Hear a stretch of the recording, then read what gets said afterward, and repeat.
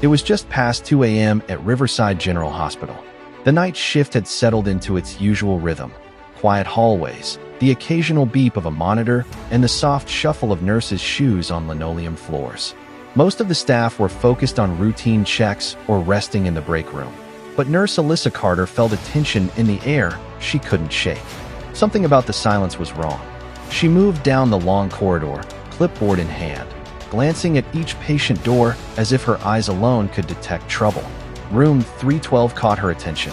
Mr. Harold Whitaker, 78 years old, lay seemingly peaceful under the soft hospital light. His vitals were within normal range. His medications had been administered on schedule, and the chart suggested nothing was amiss. Yet Alyssa hesitated. There was a subtle tremor in his hand, a faint hitch in his breathing, small details no one else seemed to notice. She stepped closer and pressed her fingers to his wrist. The pulse was weak, irregular, a dangerous rhythm that the monitor had failed to highlight. Alyssa's heart raced.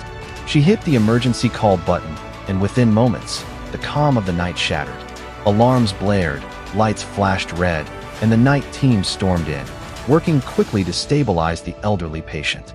Every second counted, and Alyssa knew that if she hadn't noticed the irregularity, the outcome could have been far worse. Once Mr. Whitaker was stabilized, Alyssa took a closer look at his charts. Her stomach sank. This wasn't a one-off mistake. Errors ran through the patient logs like a hidden code.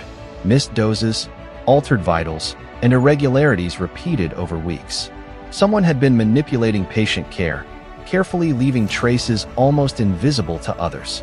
A cold realization washed over her. This was deliberate. Someone in the hospital was putting patients at risk. Alyssa began her quiet investigation. She compared charts, reviewed medication logs, and scrutinized security footage.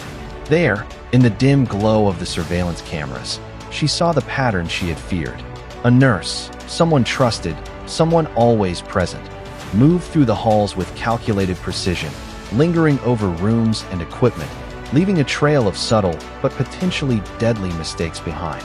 The very place that should have been safe now felt like a trap. The weeks of observations culminated in mounting tension.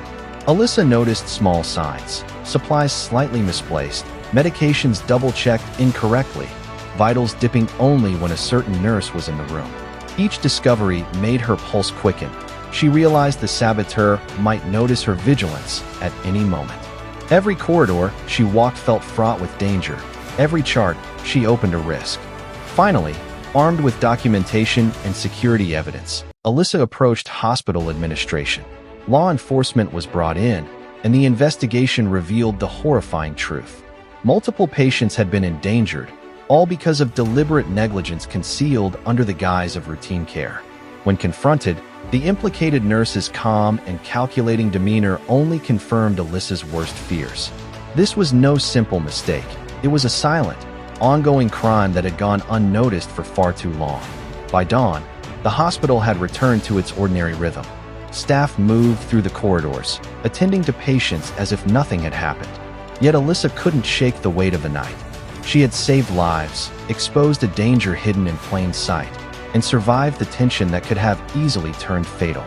Walking past room 312 one last time, she glanced at Mr. Whitaker, now resting peacefully, and felt a quiet sense of accomplishment, but also a lingering unease. Sometimes the deadliest crimes happen where no one is watching, where routine hides malicious intent, and where the smallest details can determine life or death. On that night, it wasn't monitors, charts, or protocols that saved lives. It was a nurse who noticed what others missed. And in the quiet halls of Riverside General Hospital, that vigilance had been the difference between tragedy and survival.